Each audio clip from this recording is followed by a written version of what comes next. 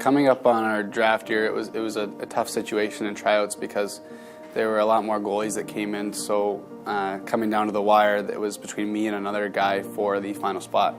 And eventually I did get the spot and I made the team, and it was exciting to be able to play at that level at that age. It was the first time I really realized when politics came into play, because the coach of this AAA team that I just made had told us that the local rep organization had called him asking him to take the other kid so that my father could coach the local rep team back home.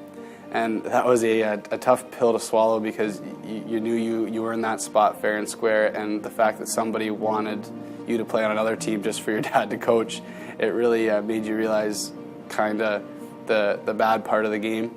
But at the same time, I worked hard, I made the team, and the coach ended up picking me and overcame those politics. Whenever I think back to that story, or when I'm hearing Brock tell that story, it's been a few years since that happened, and it still makes me angry to hear that. And I think it's something, as parents, as adults in the hockey situation, you never ever want to do anything to undermine a child's success. Stand back, let kids try out, make sure the right person gets the spot on the team, and don't do anything to manipulate that. And as parents, when you are in a situation like that, try and take a step back.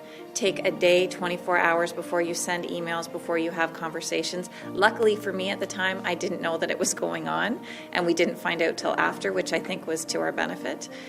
But I would just say, as far as politics go, please take care with young kids that are doing their best. As a coach, you have to be aware that parents will go to certain degrees if it can further where their kid's going to end up playing, and it's just one of those ones you got to be careful of.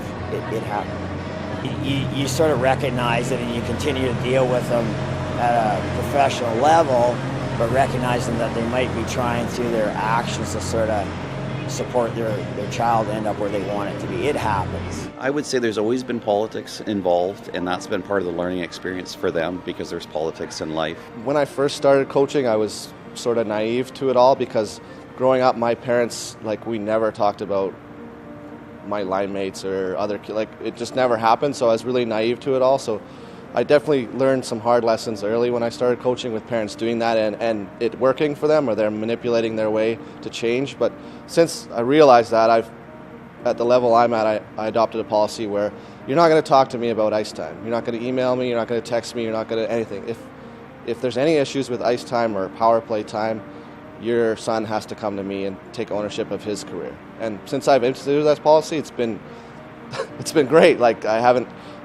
If my parents want to talk to me about junior camps or where to train or that, I'm doors open all the time. But if it's about ice time, I won't even respond. And since I've had that policy, it's been great. I think there's only been one or two parents over the last 5 years that have really stepped over the line, which has been great, because then you're not dealing with it at all. Even the politics within organizations, I know when I was growing up, some organizations might try to lure players from their district, possibly, promising them bikes or TVs or whatever it may be. I'm here to coach the kids, and we try to work with the parents, and we try to help them, and try to build some trust in the coaching staff, and that we know what's best for them.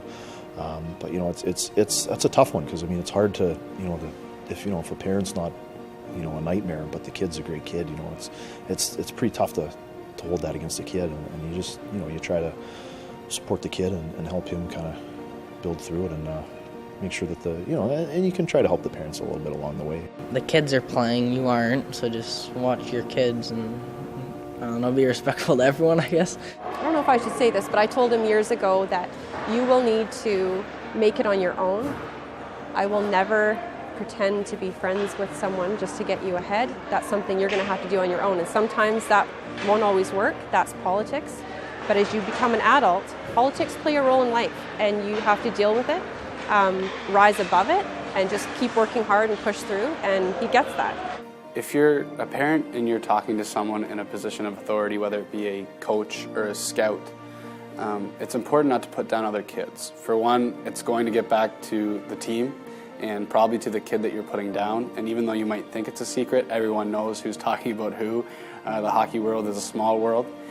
And just make sure you're not putting down other kids to try and make your kid look better, because I guarantee you it's not going to do you or your kid any good. And when it comes to politics, it's important for the kid to remember the hockey player to just play through it. It should be, the hockey world should be evaluated on what you do on the ice and how good of a person you are off it. So make sure you do everything on the ice, you work hard, you play your best, and I think that is where the evaluation is going to come into play, not what a parent says to a coach or a scout. For more information on the Lessons from Behind the Glass video series, visit bchockey.net or lessonsfrombehindtheglass.com.